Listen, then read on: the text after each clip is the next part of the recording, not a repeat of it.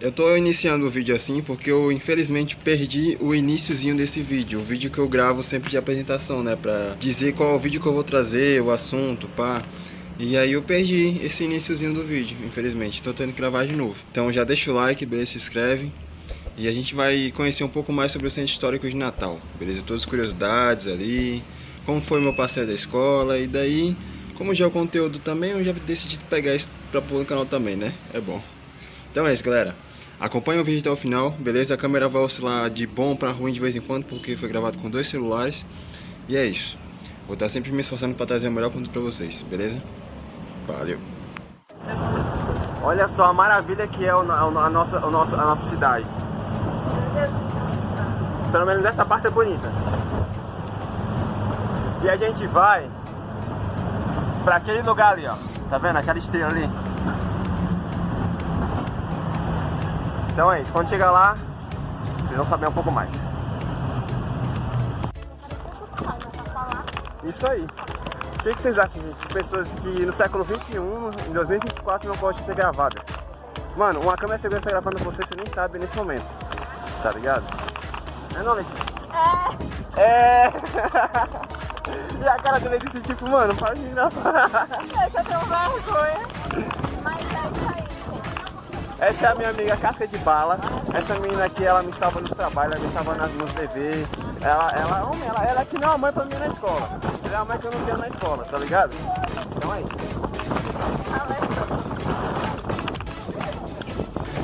Gente, olha essa visão maravilhosa.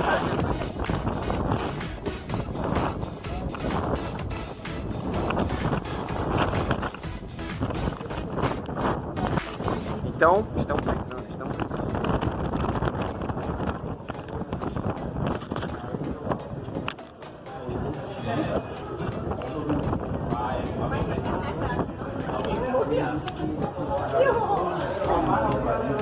Olha só, pessoal, olha só como é que é.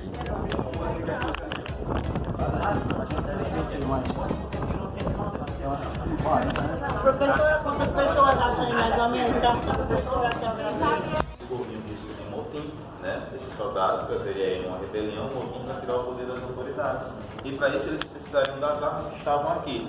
Mas se eles tivessem armas e não tivessem pólvora que estava em outro lugar, estariam desarmados. Então separar a arma de pólvora era uma defesa contra eles mesmos, porque eles pensavam em tudo.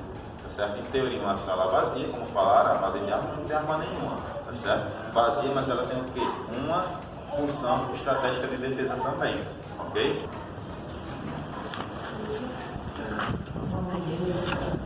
Os soldados eram assim? Rapaz, esse aqui é um capitão golpe, certo? É o capitão. É isso, uma autoridade. Cuidado aí atrás. Não cai aqui dentro. Podem se aproximar, viu, Tom? Podem se aproximar, o pessoal aí de trás, podem ficar perto do guia e distribuir pelo guia.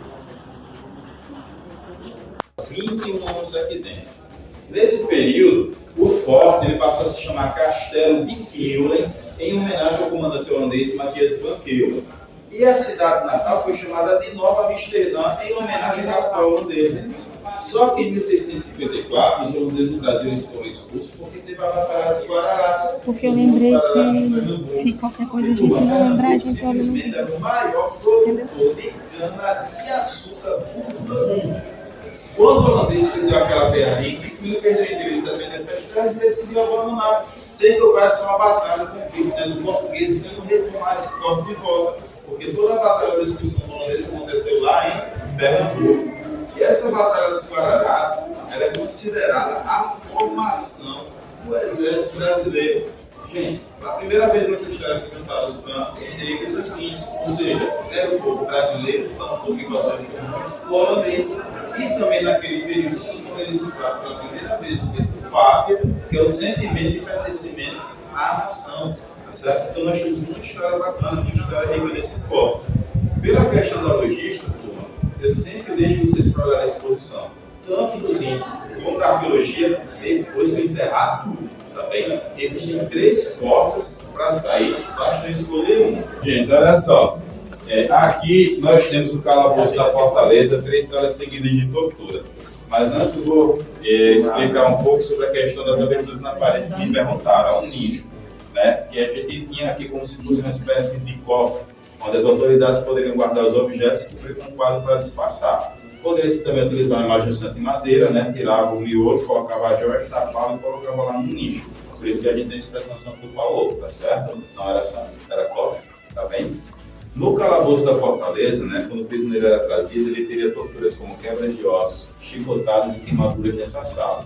Se ele resistisse, era colocado na sala seguinte, trancado lá em total escuridão. Naturalmente, a pupila do prisioneiro dilatava, ele seria levado ao pátio, era forçado a olhar a luz do sol, ficaria cego. Se ainda resistisse, a última sala era o fosso, uns 5 metros de profundidade, onde seria jogado o prisioneiro. Caso ele não morresse na queda, morreria afogado, porque a última sala tinha infiltrações. Então, a maré subia, enchia a sala de água e matava o prisioneiro afogado. Essas eram as torturas que eles faziam a quem fosse contra o governo. Olha, outro irmão europeu.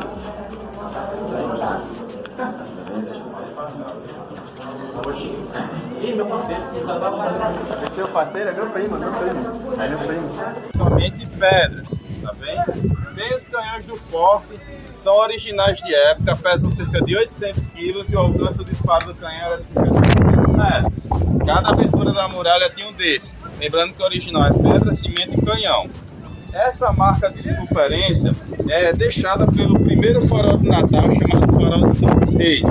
Ele era de ferro, foi corroído pela maresia, ofereceu o risco de cair e a Marinha do Brasil tirou, colocando no local uma medalha chamada Marco Testemunho, para que realmente existiu o farol aqui, que funcionou durante a Segunda Guerra Mundial, época em que Natal foi a maior base norte-americana fora dos Estados Unidos. O norte-americano ele vinha a Natal, abastecia, ia para Dakar no Senegal reabastecer e depois combatia na Europa. Porque naquela época não tinha um avião com autonomia de voo de cruzar o Atlântico, combater e voltar. Aí eles tinham que fazer essas escalas. Natal ela ficou conhecida naquele período como trampolim da vitória, dada a nossa importância para o norte americano vencer essa guerra, tá bem? Então aí Natal, muito importante nesse contexto. O farol ele foi retirado pela Marinha do Brasil, como eu disse, hoje nós temos lá o farol de Mãe Luísa, tá certo? Funcionando aqui na nossa cidade, no bairro de mesmo nome. Vamos aqui, turma.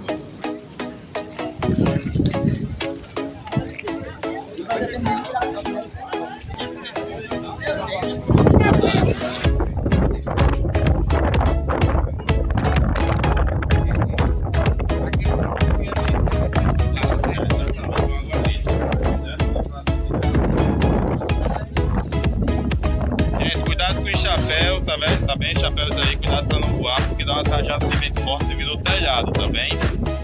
Cuidado aí pro chapéu não voar, viu, turma? Nós temos aqui uma abertura na muralha, 3 pilares embaixo, era o porto do forte, tá certo? Um porto de carga e descarga.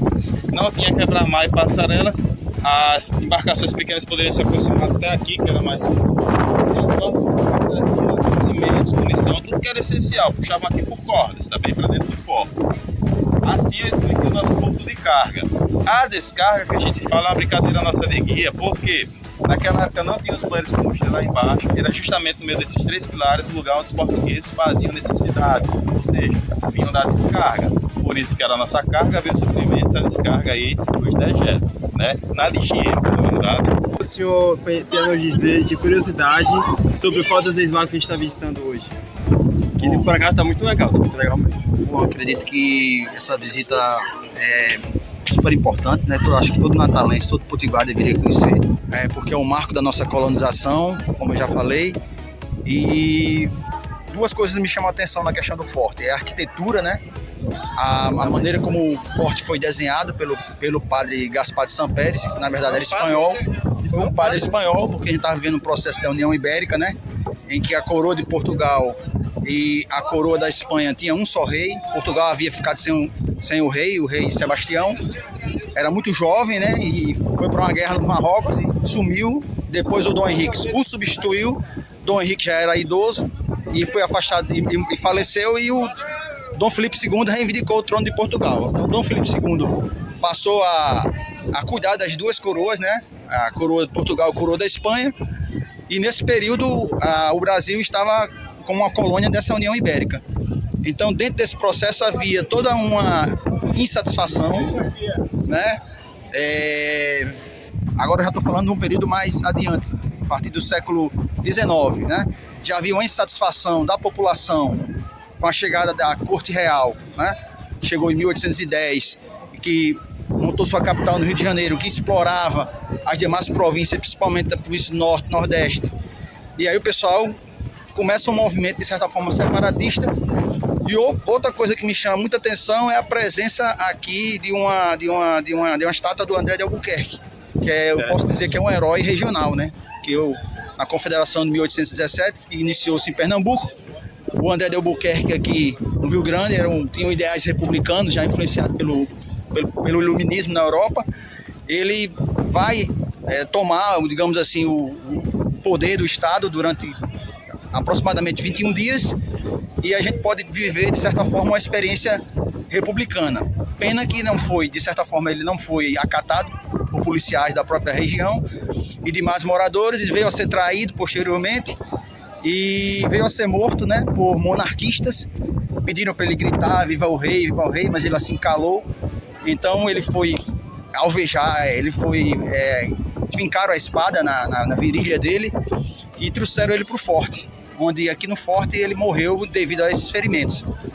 E depois ele foi conduzido posteriormente ao local onde nós chamamos de Praça André de Albuquerque, em homenagem a ele. E depois o seu corpo foi enterrado na Igreja Matriz, que é a primeira igreja de Natal, que a gente pode chamar aqui de Marco Zero da nossa cidade, que a gente vai conhecer daqui a pouco. Interessante, pessoal. Então, esses são... O que o senhor me diz, assim, você acha que o Forte dos Reis Magos hoje em dia, ele é um ponto turístico ainda muito reconhecido e respeitado pelos natalenses, ou ele precisa de mais cuidado e estrutura para reforma ou para renovação ou algo assim, para tornar ele um pouco mais forte? Já houveram algumas reformas, né? A gente sabe que o que tem de original ainda, parte do piso, a gente pode dizer que parte do piso é original, a estrutura em si é original, o telhado já não é um telhado original. No caso, a maresia também, né? Então, assim, tem alguns detalhes que não são originais, mas isso faz parte de um processo também de revitalização. Quem tá gostando do passeio? Tá calor demais, velho! Que isso? Tá calor demais, velho! Então, galera, na primeira parada eu não pude gravar muito porque eu já fui cheguei atrasado do passeio e já fui saindo pro passeio também, tipo, não teve muito tempo de fazer muita coisa. Cada um é Marcos. A nossa próxima parada agora vai ser numa praça conhecida histórica daqui, beleza? Vai falar? Com certeza. Nós vamos fazer uma parada agora na Praça André de Albuquerque, que é uma praça extremamente relevante para a nossa cidade, considerada o marco zero da cidade. Em decorrência da construção da Igreja Matriz, ali foi o início da nossa cidade, né? Então o que acontece? Lógico que há uma discussão entre historiadores sobre a questão dos primeiros povoados em Santos Reis devido aos trabalhadores que trabalhavam ali no forte, né? Mas a missa celebrada em 25 de dezembro de 1599, marcando o início da nossa cidade, foi exatamente naquela praça, que só vai se tornar a Praça André de Albuquerque no século XVIII, em homenagem ao nosso herói, nosso líder revolucionário André de Albuquerque Maranhão, né? Que foi mártir, que foi assassinado ali nas proximidades, onde hoje encontra-se o Memorial Câmara Cascudo, e foi trazido para o Forte dos Reis Magos, a Fortaleza dos Reis Magos. Então aquela praça ela já teve vários nomes. Ela foi chamada de Praça da Matriz por causa da igreja Nossa Senhora da Apresentação. Foi chamada de Praça Vermelha e atualmente, em homenagem ao mártir da República do nosso estado, ela se chama Praça André de Albuquerque Maranhão. É importante ressaltar que nas proximidades nós temos também a Igreja dos Rosários dos Pretos, Nossa Senhora dos Rosários dos Pretos, que é uma igreja que ela nasce em decorrência de um processo de assimilação dos escravizados ao catolicismo, né? Então, muitos escravizados eram convertidos ao catolicismo. de maneira forçada, mas às vezes por um processo mesmo de sincretismo religioso. E eles tinham suas devoções, e a igreja do Rosário dos Pretos foi criada no início do século XVIII, porque eles não podiam frequentar a igreja matriz. Que quem frequentava a igreja matriz eram os proprietários de terra, eram os homens brancos, os colonos. Então eles construíram aquela igreja em 1717 com o objetivo de fazer ali suas preces, suas devoções. E a gente pode dizer que é a segunda igreja mais importante do Natal. Ao lado da igreja nós temos também a casa da Dona Amélia Machado, né? Dona Amélia Machado, que é esposa do senhor Manuel Machado, que foram os primeiros grandes comerciantes de Natal, extremamente importantes para a nossa cidade. E aí, sobre a vida de Dona Amélia Machado, é uma longa história, até com um estigma triste, né, que é a necessidade de uma reparação histórica com relação a isso.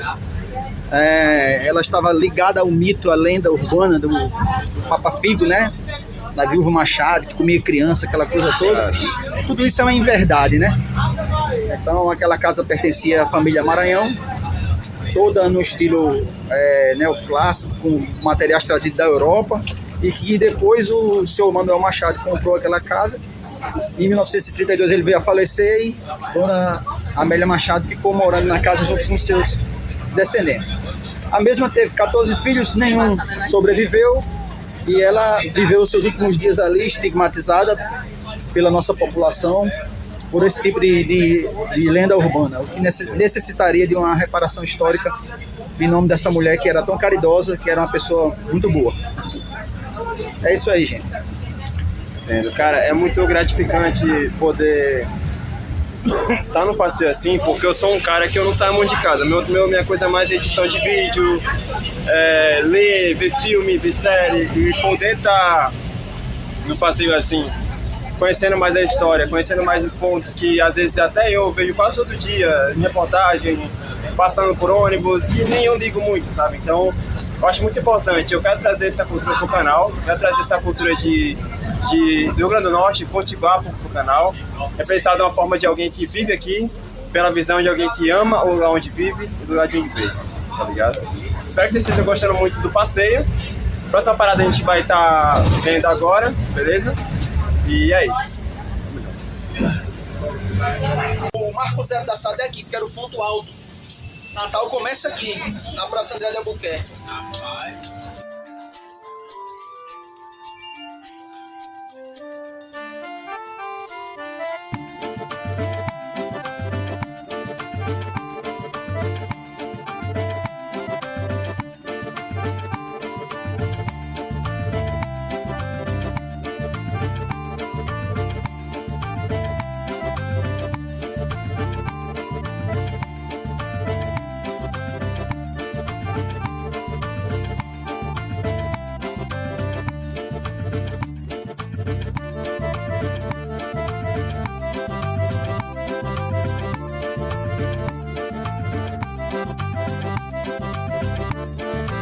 A parada vai ser a Igreja da Matriz, beleza?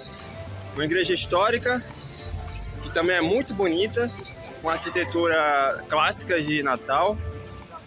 E tá muito calor. Tá calor pra caralho isso aqui. Olha que você não vai pagar uma nota, né, mano? A nota é massa. Os cabelos todos arrepiados, parece que eu tomei um choque. O universo me deu um choque, tô com o cabelo tudo arrepiado. Mas é isso aí, tá muito massa. Espero que vocês tenham gostado do vídeo. E é isso, estamos chegando já. Aqui na Praça das Mães, e uma Cruz do Sul que fica lá no balde.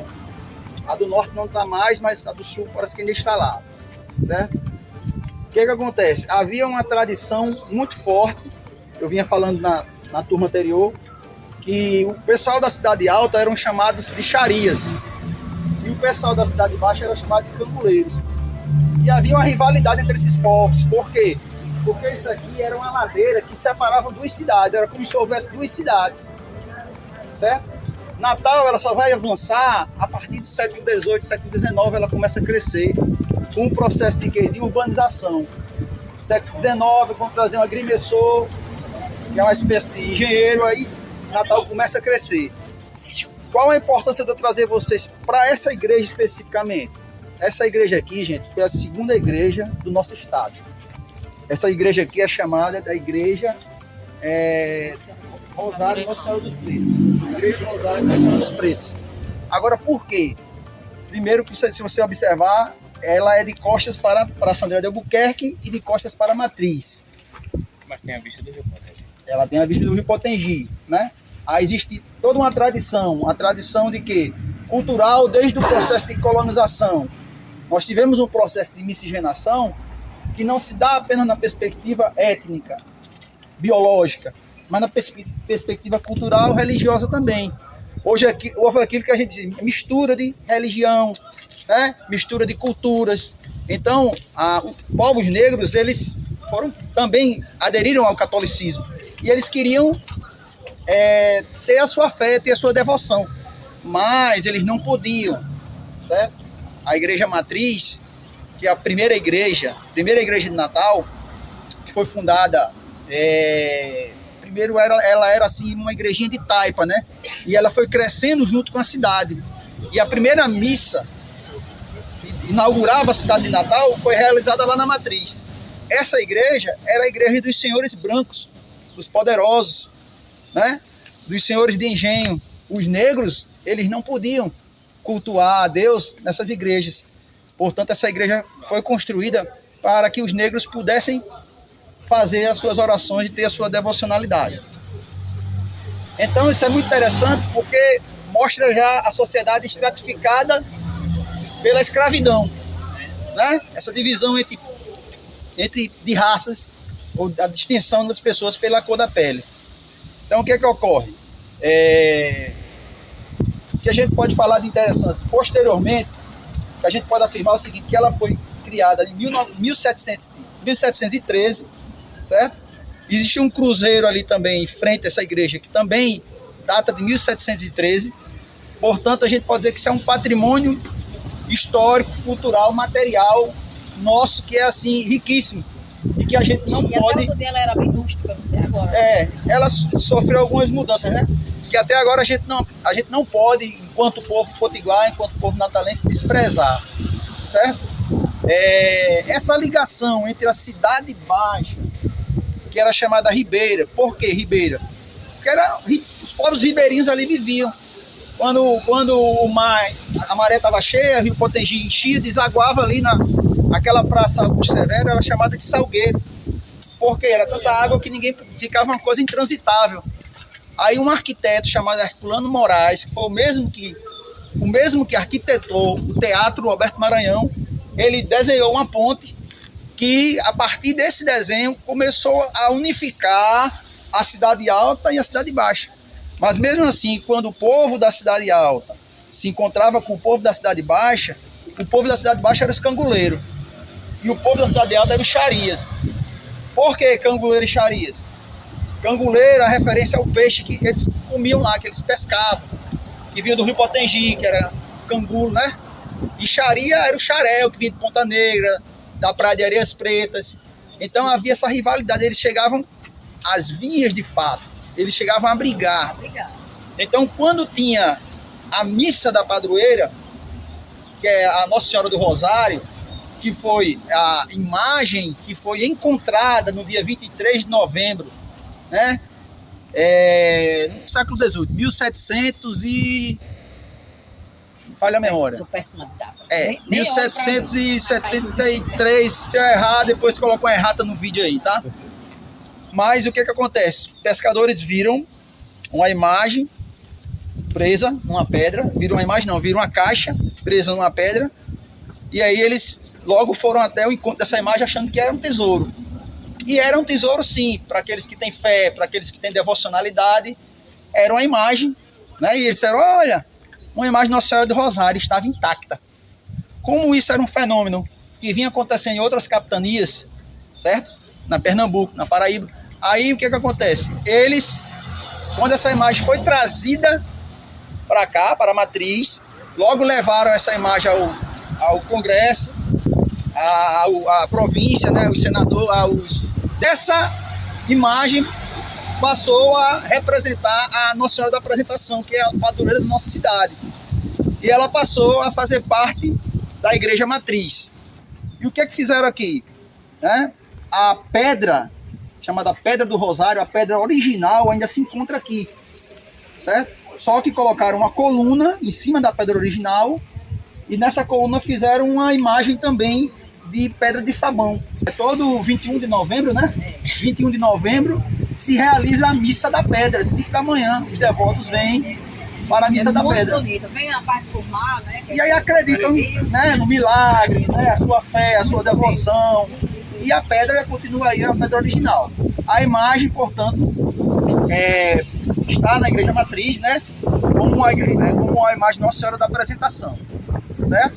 Agora a gente vai se dirigir àquela casa ali, que é o casarão de Dona Amélia, que era a casa de Dona Amélia. Quem era a Dona Amélia? A Viúva Machado, chamava, como eu falei para vocês, esse prédio aí foi o prédio da Fazenda, né? Foi o prédio do governo provisório, experiência republicana, pelo menos 21 dias, né? O André Buquerque Maranhão, que foi assassinado. E depois se tornou o Memorial Câmara Cascudo. Inclusive, ali está a imagem de Câmara Cascudo. Hoje não tem mais quase nada de Câmara Cascudo aí, né? Segundo me falaram, a neta de Câmara Cascudo, Juliana Cascudo, levou o marco do acervo de Câmara Cascudo para a casa Câmara Cascudo. É o Ludovicus, né? Em latim significa Luiz, que é o nome de Luiz da Câmara Cascuda. E está ali na subida da Juqueira Aires, né? Perto do Solar Bela Vista, certo? Então o que é que acontece? Essa igreja aqui, a gente pode falar que foi a terceira igreja do estado, né? É a igreja do Galo, porque um capitão mor doou aquele galo, fez uma doação. E essa igreja aí, ela tem duas coisas importantes, né?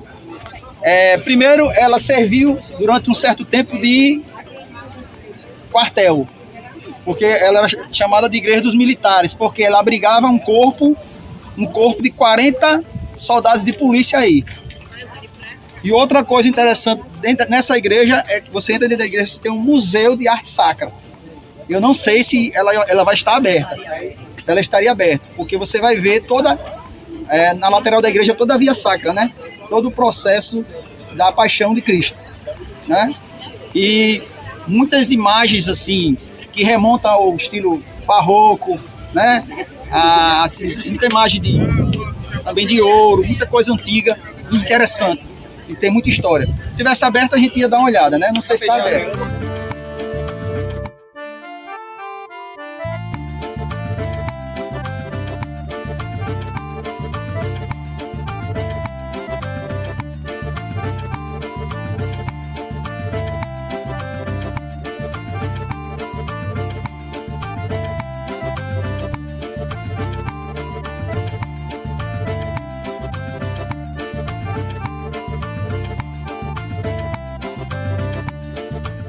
Ele tem um acervo muito grande de várias obras de personalidades norte-riograndenses, como Augusto Severo. Inclusive tem uma flor que foi lançada pelo Zeppelin alemão, homenageando Augusto Severo, que foi o pioneiro na aviação do nosso estado, né? Augusto Severo, que construiu, que foi um pioneiro, e ele foi dar um voo sobre Paris no Zeppelin chamado Pax. E aí, como não tinha recurso suficiente, o Pax explodiu. O primeiro a morrer foi o mecânico, e depois ele foi lançado. Dizem que tem uma rua lá em Paris com o nome dele, eu nunca fui lá, mas quando eu for eu digo a vocês. Certo? Mas o que acontece? Augusto Severo era irmão de Alberto Maranhão, né? Então existe essa flor original aí, essa demonstração de carinho se encontra aí dentro do estudo histórico geográfico. Essa coluna é chamada coluna Capitolina, que foi um presente de Benito Mussolini, que era o ditador italiano, para os brasileiros na década de 30. Por quê? Pela travessia do Atlântico, porque Getúlio Vargas flertava com o nazifascismo, certo? Então, paradoxalmente, nós temos ali, ó, perto daquela porta, não sei se você está vendo um tronco.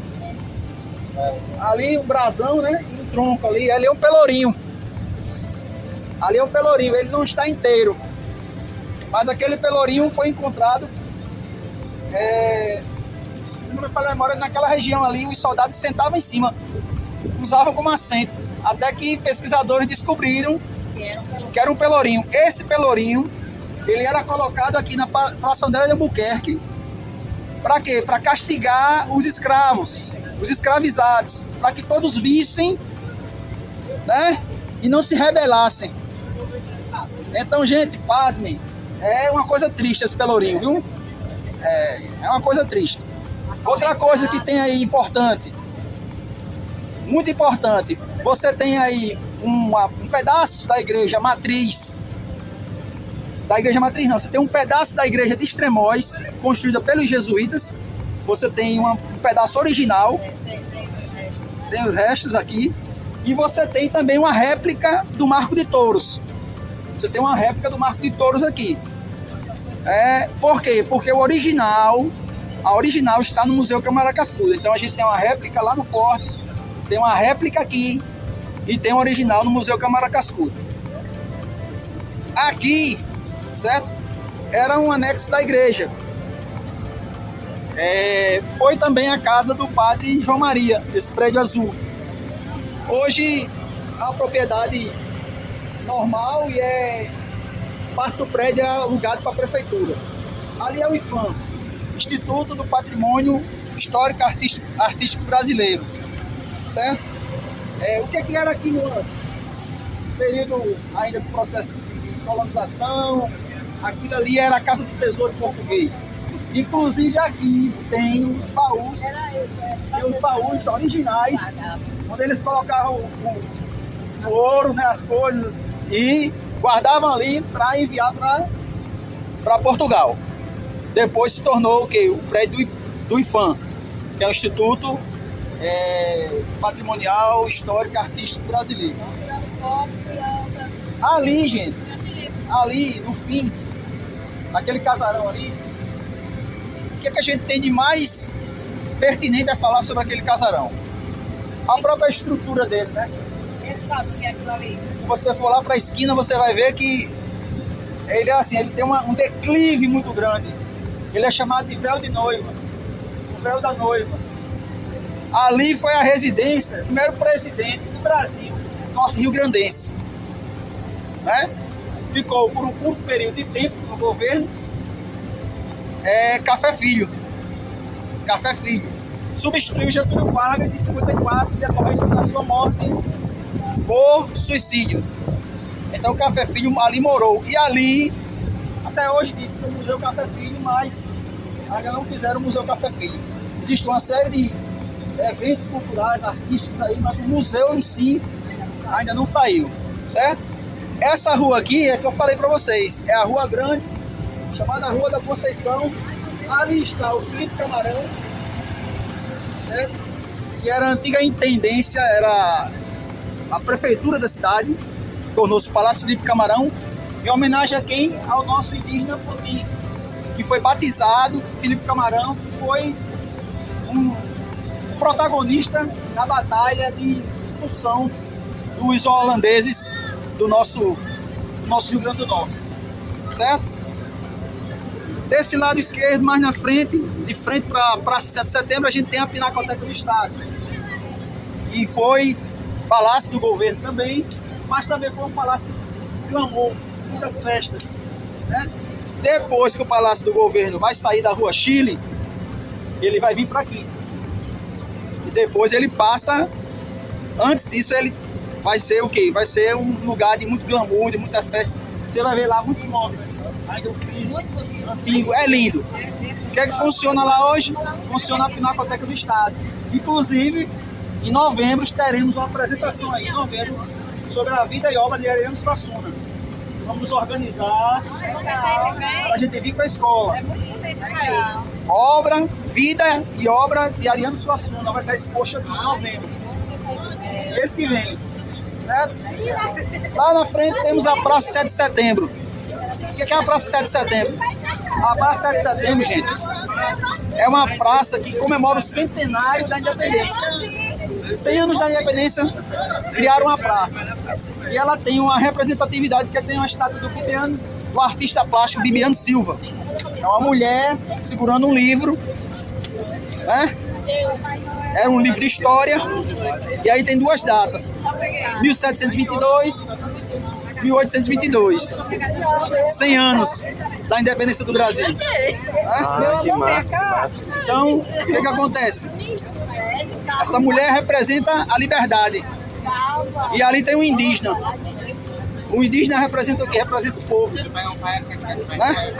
Então, é isso aqui o que a gente tem que apresentar. É uma pena a gente não ter conseguido entrar no Instituto Histórico de Geografia. É uma pena mesmo, pessoal. Não, obrigado. A gente não ter conseguido entrar, teríamos uma exposição muito mais rica. Mas é isso mesmo.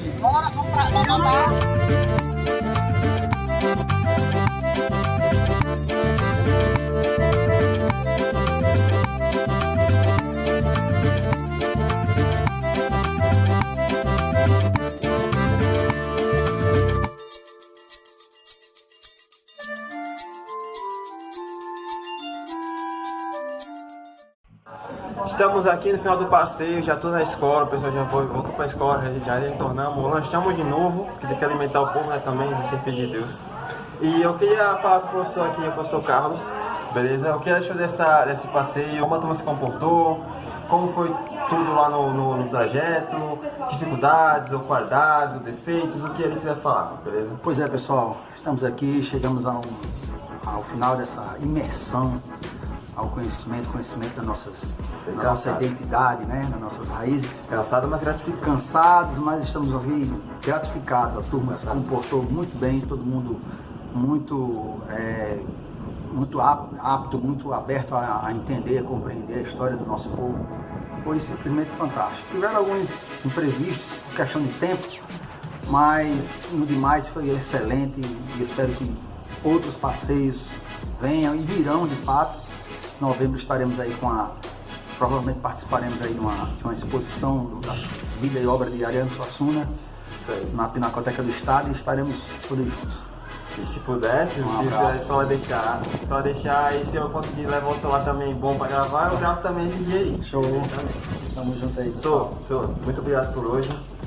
Seu passeio foi maravilhoso, foi gratificante estar do lado da pessoa que faz tanto da cultura e da história assim como o senhor. E aí, é um prazer para mim estar perto de professores e pessoas que entendem mais de assuntos que eu gosto e quero aprender. E sabe que o seu trabalho é muito importante para mim como aluno, como pessoa. Muito obrigado, fico lisonjeado, porque na verdade esse de fato é o digamos assim, é o maior pagamento que o professor tem, é ter o seu trabalho reconhecido, é formar cidadãos de bem, né, é motivar as pessoas, influenciá-las para o bem, para o conhecimento, porque o conhecimento é uma coisa que ninguém toma de você, o conhecimento é uma coisa que cada um leva consigo e leva para a vida, e esse é meu papel, esse é o meu dom, foi isso que eu coloquei no coração para fazer, é como se fosse um sentido de existir. Então eu gosto de fazer isso, então vou continuar fazendo com muito amor e aprendendo, né? Estou aprendendo, porque aquele que se dispõe a ensinar não deve jamais, em hipótese alguma, cansar de aprender. Achar que já aprendeu tudo, né? Então tem alguns errinhos aqui e acolá, mas a gente vai consertando, vai lendo, vai se aprofundando e vai... Digamos que tem um aluno aqui que está no fundamental, que está desesperado porque vai entrar no médio, vai entrar com física, com química, com filosofia, com história do Brasil, mais complicado ainda, mais completo. O que o senhor tem a dizer para as pessoas esses jovens que estão desesperados para entrar no ensino médio porque não sabem se vai conseguir levar o ensino médio? De fato, essa transição é um tanto complicada, mas os professores estão aqui preparados e de braços abertos para acolher e ajudar vocês que estão almejando entrar no ensino médio a ter êxito. E certamente vão conseguir sim, vão se acostumar. Valeu, pessoal. Isso aí. Então, temos que ir, o pessoal está cobrando nós para sair da escola, tem que fechar a escola. Valeu. Tchau.